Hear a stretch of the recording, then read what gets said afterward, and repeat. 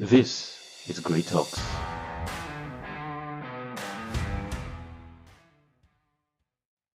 Hola, hi guys, welcome to Great Talks with Ebuka, and thank you so much for staying tuned, and thank you so much for following, thank you so much for liking, thank you so much for sharing, and also don't forget to do those things. Always like, share, and follow. And I am riding solo today, and usually, when I'm riding solo, it means I have something tangible. I think that you should know that is important for you to understand. So, this is more like a particle draw from the conversation I had with Deborah about being single before being into partnership. Now, when I was going through my understanding of the word of the concept of being individual before being into partnership, I was trying to look for the meaning of being an individual, and then I looked at the origin of the word individual, and then I thought to myself that I think it's important that we look at things from the original concept, which is something I've always believed in, both career wise, love life, everything. Look at it from the original concept. Why a thing, if you understand something from its original concept, you understand the purpose and the likes. Somewhat we'll delve into it anyways. But I looked at the word individual just from Google. There was no deep dive, no deep meaning, books and everything. No, I just Googled it, and then I discovered from it's a word from Latin, right? That would give you an idea of what I'm trying to say. Now, I don't know if there's a topic to my conversation today, but it's just a maybe when I'm done talking, you can figure out the idea of what I'm trying to say. But I believe it's going to help you, right? So just stay tuned. Listen, it's going to help you. Now, I googled the word individual, its origin, and then I figured that from the origin it means dividere. I don't know if I pronounced it very well. In Latin, it means so divider, so it means dividere. I don't know if that's correct. And then it was further broken down. So if you want to put out, and that dividere means to divide, right? So if you're going to divide, it means you want to look at something that you cannot divide, right? So not divide. So it's more like saying that you've broken the word into, or you've broken something into non-divisible particles. So now you look at the word then was further constituted into meaning in and dividos, right? So in and dividos. Now what in means in Latin is that's in. I don't know if it's pronounced differently, but in means not. Then dividos means divisible. So if you put both of them together, it gives you non-divisible. And then it was further broken into individuals, and then the Medieval Latin, which gives you individuals, and then the English word, which gives you individual, right? So, but from where I got it from was where it said not divisible. Now, when we look at the word individual, we somewhat draw the perspective of saying if it's not an individual, it means the opposite is, it means it's a crowd. So you either drop a person or a crowd. But I want you to look at, or I want us to take a look at it from the original word, which is not divisible. So if something is not divisible, it means in itself, it is complete, right? Because if it's not complete, you would have to draw out from it to carve and to like. So not divisible means in that context means to be complete. So if you look at the word individual before partnership, so draw it now to mean someone who's literally quote unquote complete before getting into partnership. That was what we were talking about the last time when we talked about being in an individual before being into partnership. Now, when we try to look at the idea of being an individual, being complete without being into partnership, I sort of looked and understood that you cannot be an individual, and in the context of what I just described, being complete, without asking 5 questions that I read somewhere, and then I thought it was important to align it with being an individual. It's important to do that, because if you don't understand these questions, you may not be fully complete, or you may not be fully groomed to see that in perspective of being into partnership. So the first question is who am I? So you're asking yourself, who am I?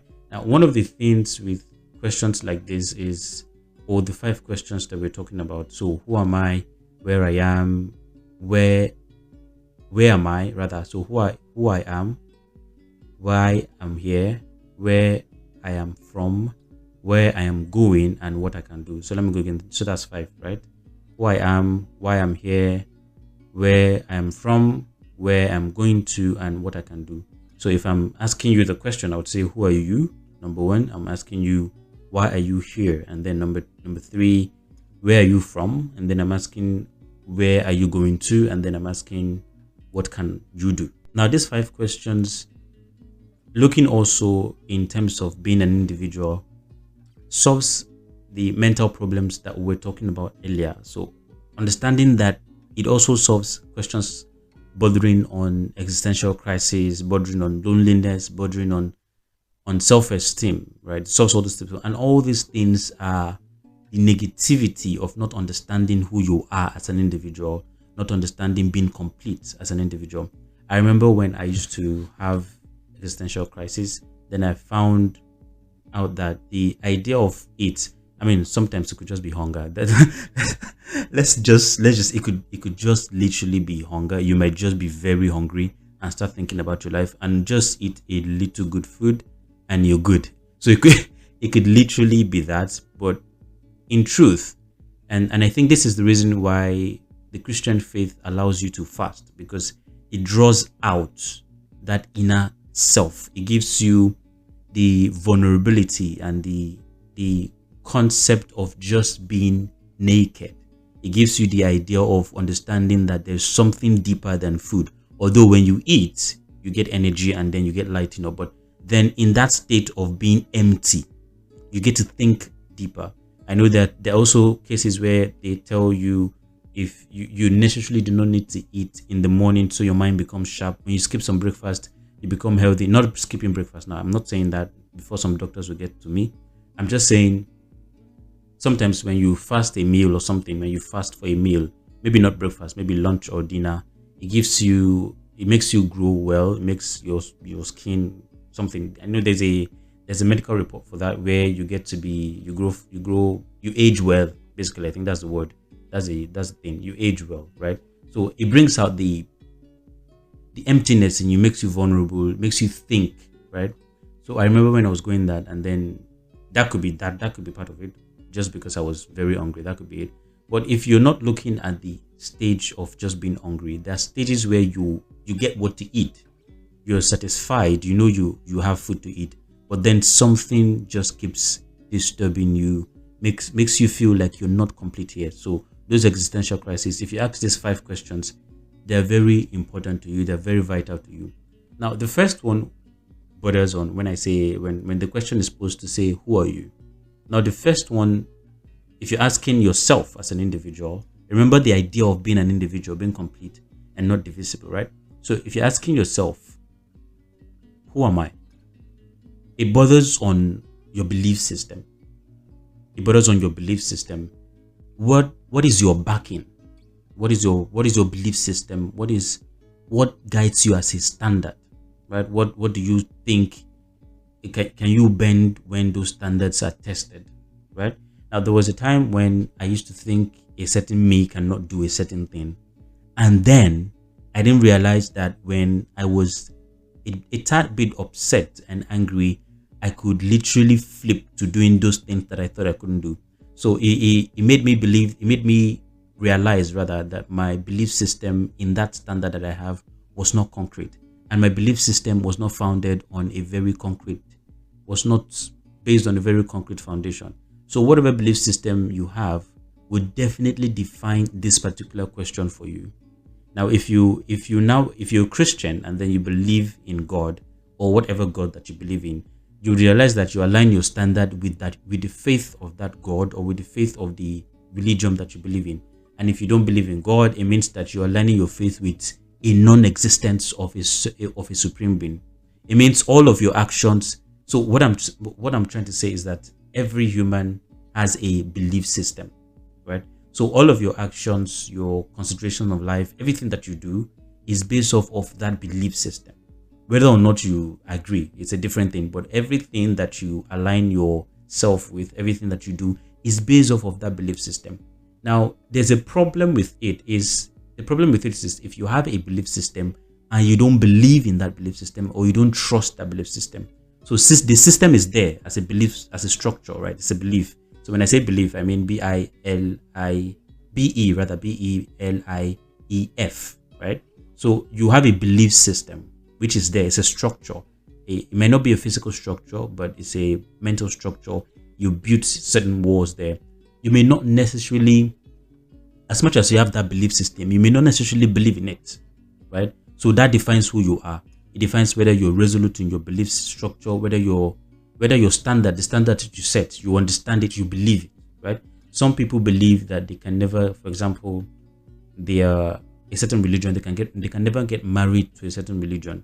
Now, it does not mean that your belief system cannot change, right? Because I'm sure we've grown, if you're above 18, you're 20 something, you're in 20s, late 20s or mid 20s, early 30s and the likes.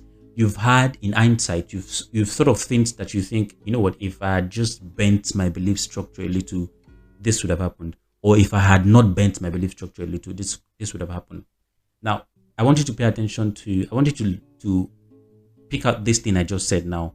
Having the ability to change and having the ability to bend your belief system gives you something called freedom and will. We're going to talk about freedom and will later, but I just wanted to bring this as a basis, right? So the ability for you to do that, to change that also, is a freedom, but it also defines, by extension, it defines who you are, right? So the question of who I am is based off of your belief system and the structure that what do you believe in? What do you believe in? What is the standard that you set? That you said, okay, you know what? From now to next month, I am not drinking alcohol, or I'm not drinking soda, I'm not taking this, I'm not doing this, I'm not doing that. What would define the strength that you have in your principles and your standard is your belief structure, your belief system. If it defines your kind of person, if you're someone that can easily bend, if you're someone that can be resolute, it depends on your belief system. Now, the next one would be asking yourself, why are you here? This speaks to, now you're pregnant with something and then it would come out. It's not a case of saying this is the essence of getting married. It's not also a case of saying if you're not pregnant, it means you're not fully married. No, I'm just saying one of the evidences, or one of the things that doesn't make you feel so very bad or whatever when you don't get pregnant outside of wedlock. When you're married and you're pregnant, everything is okay. Everybody you don't think about it as a case, because of course, when you're married, it is expected that you give birth per se. Now, why am I here speaks to what you carry, and what would speak to what you carry would be speak to what you hope to achieve, right? Why am I here? What do you want to do with your life? What do you want to do with your life? And if you claim to have a passion for something and you don't talk about it every time, it does not define exactly why you are doing that thing. So, for example, I realize also with Great Talks, right? I am meant to be talking about it every time whoever speaks to me. Now, something happened currently with my workplace. I was sitting down with one of my colleagues, and then one other colleague from another department came into our office, and while we were talking, now it wasn't something I thought of from an outside space, or I wasn't particularly paying attention to it, but we were having a conversation and it was different. So the colleague that came in, she was watching something on her phone and it sounded like a podcast, right? Or it sounded like a show from something, and then she was watching it. Then one of my other colleagues then said, we're talking from one talk to another. And then my other colleague then said, oh, do you know Ebuka has a podcast? And I looked at him. He didn't notice I was looking at him, but I looked at him and I said, oh, wow. That is something I really did not think of, because, of course, what she was watching sounded like she was watching a podcast because they were having a conversation. So I'm supposed to, I know it's definitely not my podcast, of course. Now, it's not my podcast, but of course, it might not necessarily be a podcast, because at the end of the day, she said she wasn't watching a podcast, but she was watching something else. But then when he said that, and then I realized, oh, maybe I don't talk about my podcast enough. So this is me talking so much about my podcast. So maybe I don't talk about my podcast enough and try to talk about it with everybody. So from there, I discovered that for something that I claim to have passion for, I am not doing so well talking about it, which I know, which is something I'm learning and we're growing into.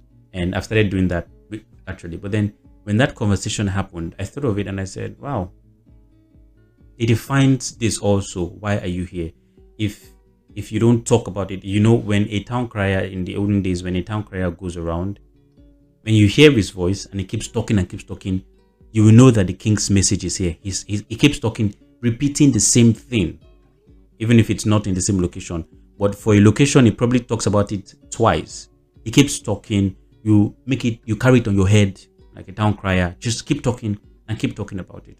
Why you're here. If you cannot define who you are, you may not be able to define why you're here, why you are on earth, why you were given birth to, right? It is not just an idea that gave birth to you. It was a concept that gave birth to you. It was a marriage. It was a consummation of a wife and a husband that gave birth to you. And even if you were not given birth to from a source of marriage or from a marriage standpoint, it does not at all mean that you are not, you cannot be defined by a purpose. You cannot define your purpose. You cannot define what you want to do. I'm pretty sure sometimes when you look at it, it is people who come from broken home or people who come from a broken place that can make things out of their life because they are already broken, right? So the difference between a successful person and a person who's not successful usually is, what do you do in the state where you are broken? What do you do in the states where you have nothing to lose anymore? Keep fighting and the likes. So for every time you ask yourself, who am I? You're also asking yourself, why am I here? Now, if you understand your belief system, it will also shape what you're doing here. Now, for example, I am a Christian and I believe my belief system is in God and in the principles of God. Now, if I have my belief system in the principles of God and I know that God is the Almighty Supreme Being and He's given Jesus Christ to me to die for my sins, and by that grace I am able to call on Him and He will answer me. I believe that I'm not from here. I believe that I have a calling over my head. I have a prophecy over my head, and I know that in the world to come, I am also a son of God, and I know that I'm going to make heaven and all of that. So I know that because I'm here to bring His kingdom on earth and all of that thing. So if I know that my belief system or my belief structure is founded in God, I know that already. So now it then comes to why I am here. It means I have to draw out from my belief structure to say, God put me here because He wants me to do this, because He wants me to do that, because He knows that I carry something, because He knows that I'm pregnant with something, because He knows that I have to give birth to something. So if you're able to define who you are, you can be able to define why you're here. By extension also, it defines your third question. You see, that's why I decided to put that who you are first, who I am first, which defines why you're here. And then it also defines from who you are. You can also define the third question, which is, where am I from? So you're asking yourself, where are you from? There's a way a person would speak. And the first question you'd ask is, where are you from? What authority do you speak from? What are you doing? What authority do you speak from? Now, when I was looking at this particular question that defines existential crisis and mental crisis and solving the question of loneliness and being alone, I looked at it from a standpoint of yesterday, today, and tomorrow.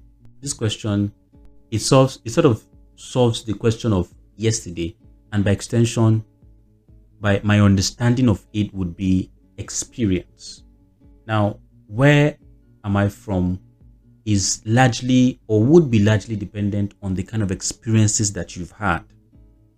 The kind of experiences that you've had yesteryears vis-a-vis the one that you're currently having would also determine the kind of things that you would bring out and what the kind of things that you bring out tomorrow and in the future. Now, if I have a certain kind of experience where I'm from, it shapes my mentality, shapes the idea of what I am. Now, if you notice, when you have existential crisis or when you feel lonely, if you ask yourself this question, it will tell you whether or not you've done well before or not. This one helps you understand better if you have a strong belief structure, which is asking yourself who you are, right? So if you're asking yourself if I've done well over my past years, my experience, you're not looking at it in regret to think that okay, you've not necessarily done well, but you're looking at it in hindsight, thinking, okay, I could do better, a learning curve from it. But if you look at it and you look at regret, it means your belief system or your belief structure is not strong enough.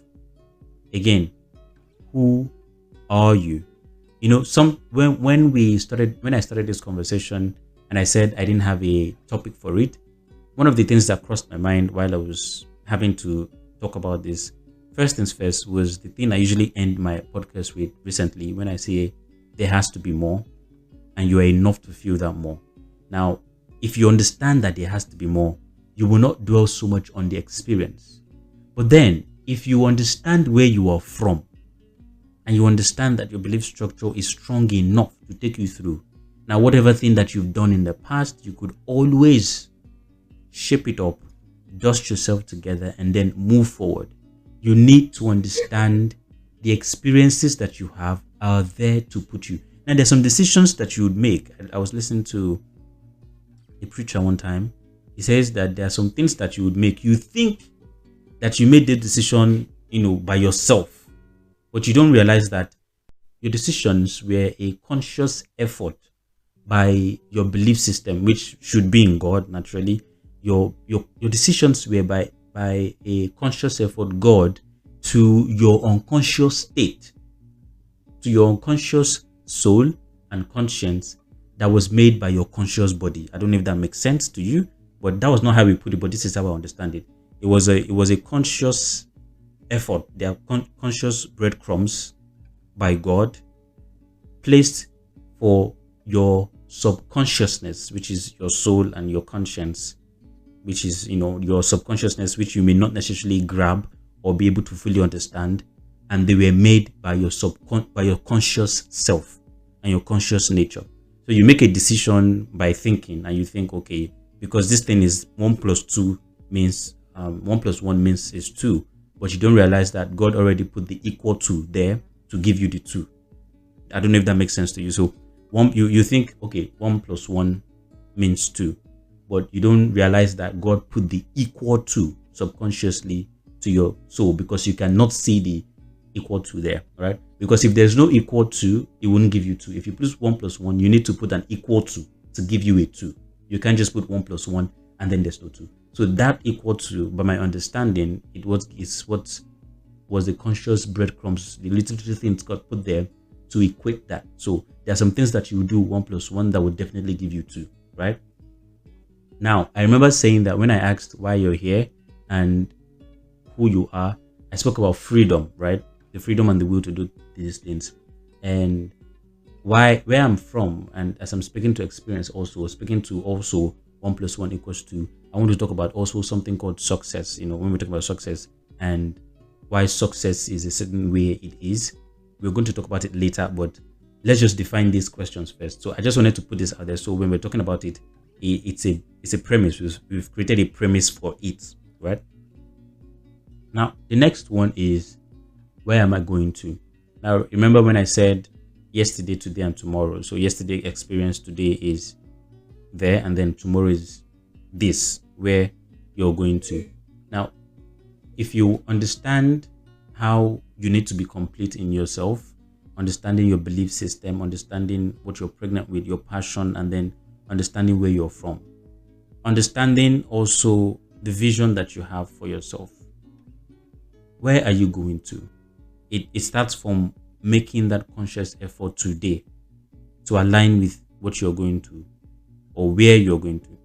So the question is, where am I going to? Where are you going to? Understanding that you've set a vision for yourself. So you also need to know that you cannot know what you're pregnant with. You cannot know a vision for yourself, or you cannot see something, plan for yourself without understanding what you're pregnant with. So, for example, there was a time I realized that I could talk, literally talk, like what I'm doing now, just literally talk. And then I set a vision for myself, understanding that, okay, this is what I want to do as per talking. But if I didn't realize that I could talk and understand that, okay, this is something I'd like to do, and what gave birth to Great Talks, or what gave birth to some of the things I've been doing so far, was as a result of what is called soliloquizing. I remember staying with my aunt one time, and we're just both of us, and it was she goes to work, and I'm always at home alone. During the period where I was going to school, I was home alone, and so I had to engage myself. Now, imagine a young teenager who didn't have anybody to talk to, was alone. I was always engaging my thoughts, always thinking. It was okay. I don't know if I should be saying this, but this was a very funny thing. It was when we'd be in church, and I know that I see a girl that I like, and when I'm alone, I act as though I am talking to the girl. So I have a conversation with the girl. I go to dinners and the likes. It was really crazy. It was now that I think about it, it sounded very it sounds very funny. But yes, I did it. So I think as though I'm talking to the girl. But then when I go out in the actual world and I see the girl, or I see whoever I want to talk to, I definitely do not have the balls to pull off that conversation. It's just going to remain in my head over and over again. And also, it happens to be also that when a conversation was spoken about and we've talked about something, when I come back to my own quiet place and being alone, I speak as though I would have done something better. I would have spoken something better. So I remember when somebody spoke about, or somebody laughed at me. Somebody laughed at me for saying riverine at some point, and I didn't understand what it was. I didn't have the courage, if I would put it like that, to ask several questions. So why are you laughing? Because I said riverine. Is it correct? Is it not correct? But then when I left her presence and I was alone, I kept reminiscing on why she was laughing, and I kept saying, oh, I would have just asked her, why were you laughing? Why were you doing? So I was just talking to myself. So I realized that I could have this conversation by myself, and I could have lovely conversation by myself because I could be alone and just be good, not necessarily needing people, right? I could do that. So that was what made me understand that, okay, I could have to talk by myself, because you know what radio stations and podcasts look like. If you don't have guests and the likes, it was a case of you talking to yourself and you're not acting like you're mad, and you're acting like this is the difference between this and soliloquizing, is that there's a mic in front of you. That's just the difference. The difference is that there's just a mic in front of you. The other two, they're the same thing. Talking by yourself, the difference between myself and maybe someone who's roaming in the street mad is that, okay, they're roaming in the street, number one, and also there's no mic in front of them. If not, how does it make sense that I am talking? I don't even know if anybody's listening to me and I'm talking. You get? So it was something that I saw that I could do. And then when there was an opportunity to have your podcast or to have this, it was something I saw that I could do.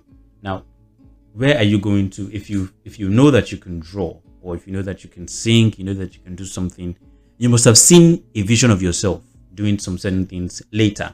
Now, the time it will take you to do those things might be very long, might be seasonal, but you're seeing something, like for those of us who are Christian, Theophilus Sunday sang a song, there's a prophecy over me. So there's something you've seen, there's something that you're getting to, right? So if you understand that, okay, you cannot snooze or sleep or whatever, even if you take a little rest, you can always come back to it. What would give you that momentum to push is because you've seen something, right? So that solves a part of that existential crisis. So I believe that when you're going through those crises, or when you're being an individual trying to be complete, these are the kind of questions that you'd ask. Okay, if I have a vision over me, if I have a prophecy over me, if I have a vision that I'm looking at, there has to be something that I'm doing right now that aligns me with that. There has to be something. Now, I'm not saying that what I saw for myself was speaking in a podcast, but this is like an alignment. It's a path, right? So it's not a necessity that you would jump into that vision. There has to be, it's a stage where you see it, but you cannot feel it. It's not tangible, but you have to walk towards it. So an individual looks at something that would make, quote unquote, make them complete, but they have to walk towards it. And what would make them stay on that path will be defined by defined by who they are, the belief structure that they have, the principles that they have. Recently somebody asked me, a group of people were talking, and then they asked me if I was single. They posed a question to me, and then I said, the stage that I'm right now, I'm looking at something, and I feel like it's a road. It might not be straight, or it might not be curved, it might be anything, but it's a road. I'm looking at something, and anyone who's going to be in my life right now, or anyone who's going to be part of me right now, needs to look at the same, needs to be a guide to that thing, right? The person does not necessarily have to feel that thing with me, because it is my vision. It is what I see. A vision cannot be too. Yes, God can place visions, because that's what He literally does. He does not place a vision on one person. He does not make a person pregnant with a vision just by himself. If not, if that person dies or that person does not achieve it, it means God's purpose for that with that particular vision is dead. No, God is too smart for that. So He places the vision in different people. That's why you realize that there are some things that you're trying to do, and then because you don't have the capacity to do it, or because you've not broken a particular threshold. This happens to me also. You've not broken a particular threshold, but then you see someone who's maybe by virtue of consistency or whatever, also by virtue of resources, we're able to get through to that vision. And you're like, oh, this is something I also want to do. When that's why there's something I would always believe to say, everybody has a niche, but nobody has a different niche.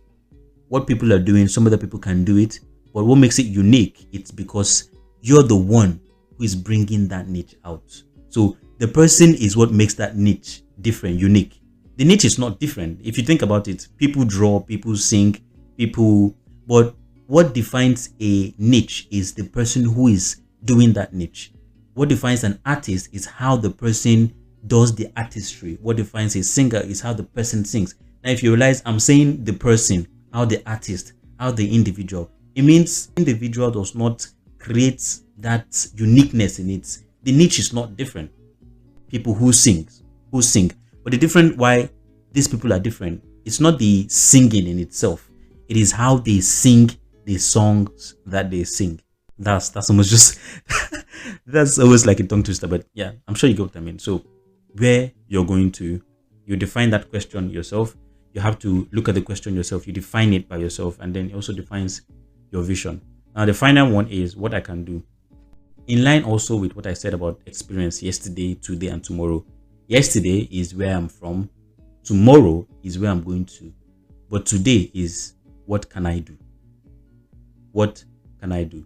And there are just two things that I drew out from this particular question, this existential question, this alone question, is planning and discipline.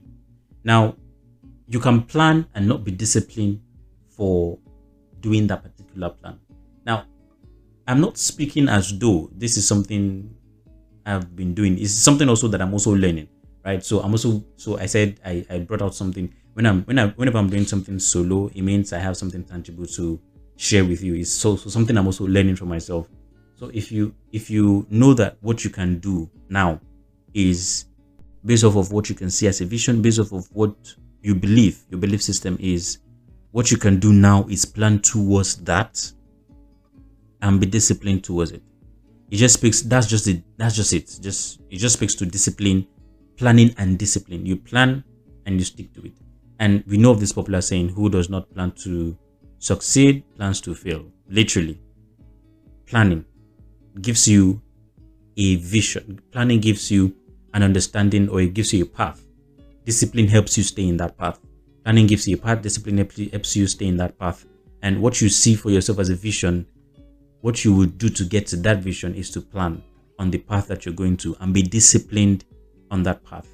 Being disciplined also takes its drawing from your belief system. If your belief system is in God, God is not a God of disorderliness. God is a God of order. What your belief system is will determine your standard, would also determine how disciplined you are with regards to your vision. Having understood this, now I want to talk about what makes an individual become literally an individual. Now, you understand that when you become an individual, and when you're as an individual rather, as an individual, you cannot do some certain things if you're in partnership with someone, because now there is a consequence to it. Everything you do does not affect only you, it affects the partnership that you have. So as a single person, some of the things that you will do and get away with it's because you will do them and understand that the consequences rest on your head. However, when you perform some certain things being in partnership, this also speaks to being committed to a relationship, being committed to being a partner. There are some certain things that you will do. You need to understand that the consequences would affect not just you, your partner, and would also affect the relationship. So it affects you, affect your partner, and affect the relationship, right? But what defines you as an individual is the freedom and the will. Now, I remember speaking something. I said, success, success is, as much as success is a result of hard work, we've said it also, we've also coined it, the modern day age, I've coined it to being success is not just a result of hard work, it's also a result of smart work. So working hard and working smart also, literally. But then there's something that I listened to one time, and then the person said, every human being on earth is destined to be successful, but not everybody is. And then he also made some very comments that got me thinking, right? Actually, this person is a preacher, he's a man of God. So he said something, and then he said, God made everything into laws and standards and order. Remember, I said something about God not being a God of disorderliness. God is a God of order, right? It means by natural law, by earthly law, natural law, everybody is supposed to be successful because there's a law to it. I remember when God made man and then put Adam in it and then says till the earth, and so the purpose of you tilling the earth is to be successful. You plant a seed, it grows. Fish, they swim in river, and then put the fish out of its environment, it does not know how to swim anymore. If you put a seed on the ground or in a rocky place, it would not grow. Why? Because it is destined to grow only where you put it in a soil or you put it around moist or whatever. As an embodiment of belief, a belief system, your belief system determines how much of growth that you would have, which means that by extension, he also said this. He said, success is predictable. And I kind of agree, because everything is made by law. You notice if you do not read your exams, you will not pass, no matter the faith that you have. If you do not read your exams, you will not pass. If you don't do some certain things. Why? Because it's a law. It's a standard. If you don't eat, you would starve. There's a standard to it. So if you want to achieve something, you have to go through the law of that process. So everything has a law, everything has a standard. It's fashioned to be so because that's how life is. Literally. It's fashioned to be so, that's how life is. But then what determines these things are also what you believe as an individual to be success. What you believe as an individual to what you see as growth. Right? Now, when I said every individual has freedom and has will, I discovered that failure is as a consequence of freedom. Or to rearrange it to say freedom is the consequence of failure. How do I put this better for understanding? So freedom is as a consequence of failure, or failure is as a consequence of freedom. It means if the law states that do not kill, which is a law, it's a generally acceptable law, what gives you the thought process of doing against that is because you can do it. Because if you cannot do it, you will not have the freedom to do it. You will not have the will to do it. And this is also the concept of, maybe this is something conversation we'll have some other time, the concept of what God is to man and what man is to God, right? Freedom. If the law is being put to say, do not kill, for example, like I said, it means if you go against it, you will be punished. And the punishment is what is called failure. Because if you do not kill, life is good. Life is there. So you do not hamper a life, right? What gives you the desire to do it is because you know you can do it, which is freedom.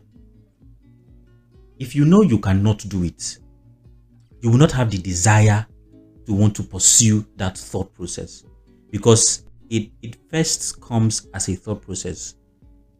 And there was also a study that said when you tell a man don't do something, the man begins to think of many ways of how to do it. So just human beings, when you tell them don't do something, they begin to fashion out ways of how to do it.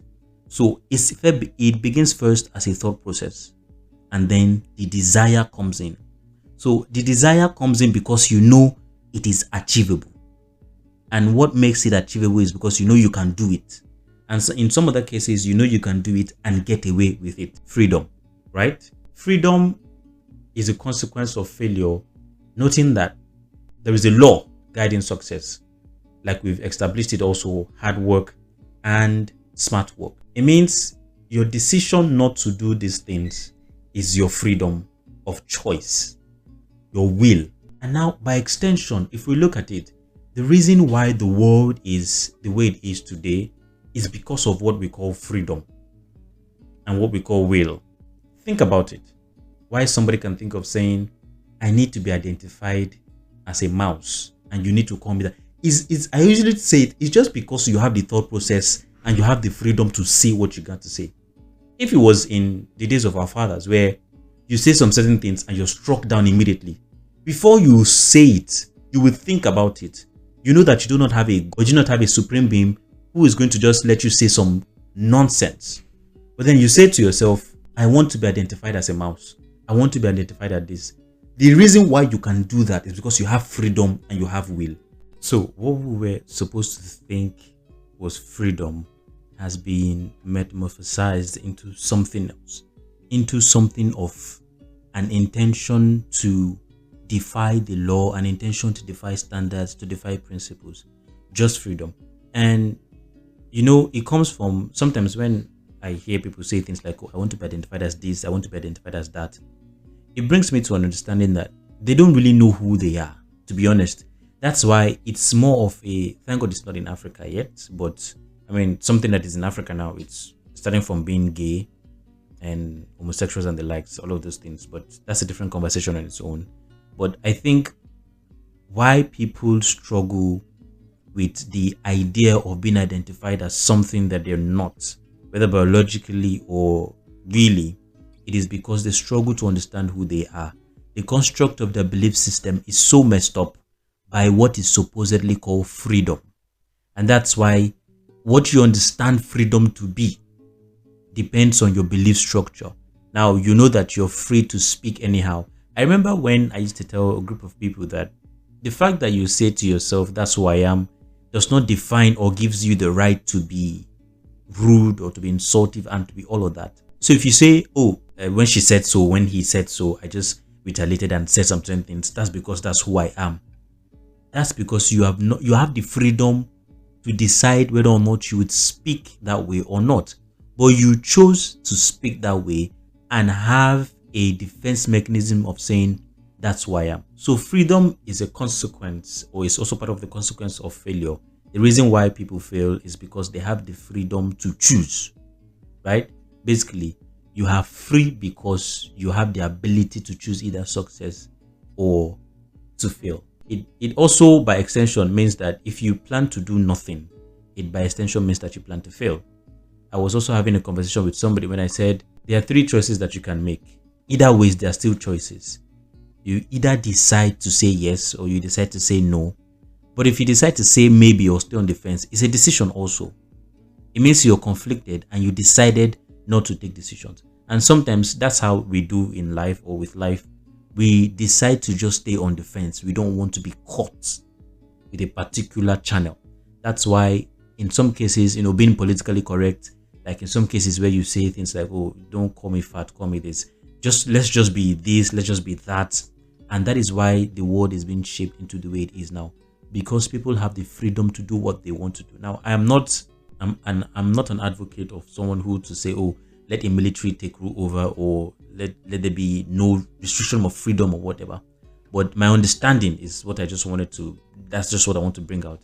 That the reason why everything is the way they are now is as a result of freedom. It's as a result of people making a free choice to do what they want to do and be who they want to be, particularly. So other than using that freedom for the positive side of it, they use it for the negative side. Because in truth, freedom is amazing. I mean, because I have freedom, that's why I'm able to talk to you now, right? Right? It's because I have the freedom, that's why I'm able to talk to you. However, some people have used that freedom in a negative way, and that's why it impacts the general world at large. Law and ordinances and standards, they guarantee success. They were put in place.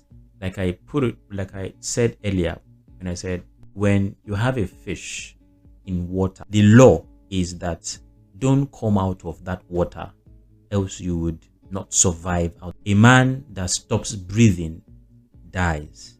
A man that has no breath dies, literally. The laws are there to ensure that there's an order. There are things that you must do that would guarantee success. And if you don't do those things, they would not come. Now, by extension, I want to just dabble a little bit into Christianity, right? Or religious beliefs. Now, maybe this is something we'll have another day, but I just wanted to bring it out there now. The reason why for so many Christians, why you would say, oh, or why some people might not necessarily believe so much in God or whatever, is the idea that, okay, if Christians tell you or pastors tell you the only success or the only fulfilling life that you would have is in Christ or is in God, why do you have people who supposedly are non-Christians or who don't believe in God who succeed? It's because life in itself has a law. They probably followed the law in itself. That's why I said fulfillment and success depends on what your belief system is. As a Christian or as a Muslim, so for Muslims now, the belief system is if you do well here, you get to paradise and you get to live forever, And then for Christians there's something called eternal life, right? Now, if that is the success or the fulfillment that comes from the spirit being or from being spiritual, but the success that comes from being physical is accumulating what you call the wealth of the world that you live in, the wealth of the world that you live in, the successes of the world that you live in, the wealth of this world that you live in, and those ones are not predominantly backed by spiritual basis. I hope you understand this point. It means if I put a coin or a dollar in my bank from now till next year, say I double the dollar every single day and not take it out, by next year I would necessarily be a millionaire. So I put $1 today, I put $2, I put $3, but it will take a conscious effort to put that. But if I do those things, I will become a millionaire. Other than being a millionaire from somebody who invested or whatever, by savings I'm becoming a millionaire. It's a law. Whether or not it's achievable is a different thing. That's where freedom and intentionality comes in play. But it is a law. If you work smart and work hard, the result of those things, work hard, work smart, consistency, the result of it is success. And that's like that's the earthly success that we're talking about, right? It's a standard, it's a law that is dead, that is set for life. When you put a seed, it does not need a spiritual prayer for the seed to grow.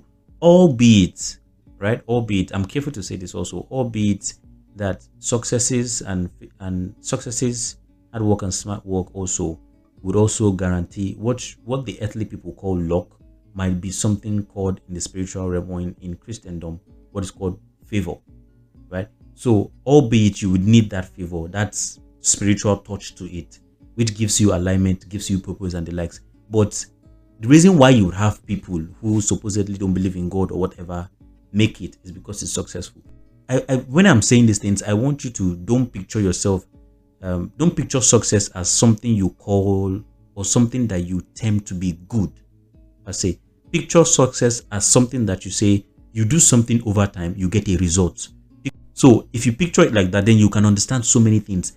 and understanding that there are laws of success. If they are, I'm not saying you should be an armed robber now. I mean, if you would only have your dead conscience and freedom and the likes, then you can be that. But if an armed robber wants to rob a place, they go through rigorous training. I mean, you must have killed your conscience, definitely, and then must have planned out the exit point. You're planning. You can't just take a gun and go somewhere and go and rob, obviously. So you plan. The courage to pull it off, the hard work to pull it off, the smart work to pull it off. Not as a result of saying that because I am a good person, it means I have to be successful. I remember when I read this book where a preacher said, I can't remember the name of the author now, hell is full of good people. That's because being good alone does not determine whether or not you get to heaven. Same way, being good alone does not determine whether or not you be successful.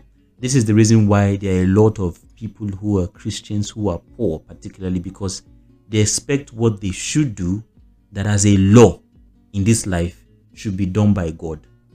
By virtue of your will, your counter processes of these laws, your defining of these laws, you want to defy these laws by either not obeying them or doing them wrongly. Now, I remember having said all of these things. Remember, what we're talking about is being individual. Don't forget, the 5 questions that we asked were: who am I? Why am I here? Where am I from? Where am I going to? And what can I do? And like I've always said, a person who wants to be in a partnership with someone needs to love themselves first before they can have the energy or the capacity or propensity to love another person. If you cannot love yourself, to not want yourself to be in a situation, to know when you're loved properly or to know when you're not loved properly, if you don't perceive or know how to love yourself, you might not be able to know how somebody loves you or should love you, or you should not know, or you would not know how to love another person. It is very important that whenever we feel a certain way, when we have existential crisis or when we feel alone or lonely, they are two different things anyways. When we feel alone or lonely, we should ask ourselves these questions. Rededicate yourself per se to the reason, to the purpose that you know that you like to do, your passion, the reason what you want, the reason why you understand that you're giving birth to. There's something in everybody to do. That being said, some people might assume when you tell them that there's something in everybody to do, they assume it's a talent per se, which I understand, because by virtue of what you think, people know how to sing, some people know how to dance, all those things. So by talent, those things are natural. Some people can move their body while some can never move. For the life of them, they can never move their body. If there's a gun to their head, they cannot even move their body. But there is also something called the power of influence. If a person knows how to influence another person, that's their talent, right? If a person knows, that's what brought the concept of influencers on social media and the likes. If you know how to influence another person, albeit whether positive or negative, they're different things, right? These things are there, they are carved out to make out success for people. Whether or not they do it in a negative light or in a positive light is a law, right? So if you know how to influence people, it's a talent. It's a purpose that you have. If you know how to bargain, you will know that your calling is into the business world. If you know how to bargain, if you know how to speak, you know that your calling is into, public speaking and the likes. If you know how to conceive ideas and thoughts, you know that your calling is into manufacturing and to building things and to do things, right? So let the idea of talent not come from, somebody can sing, somebody can dance, somebody can draw, all those natural things that come by themselves. And who says you cannot groom talent? Who says you cannot groom? If you learn a particular skill, it can become something that you master in. Some things the purpose that you feel like you know how to do, you can decide to do it with enough of consistency and mastering, and then it becomes you. So when you think of talent, don't assume that, they mean just thinking of the thought process of saying somebody can sing, somebody can dance and the likes. If you know how to care, you could probably in the hospitality business, there's always something, a thought process that you can put as a tangible thing on the table for you to move. So remember, understanding our concept of being an individual first, being a complete person.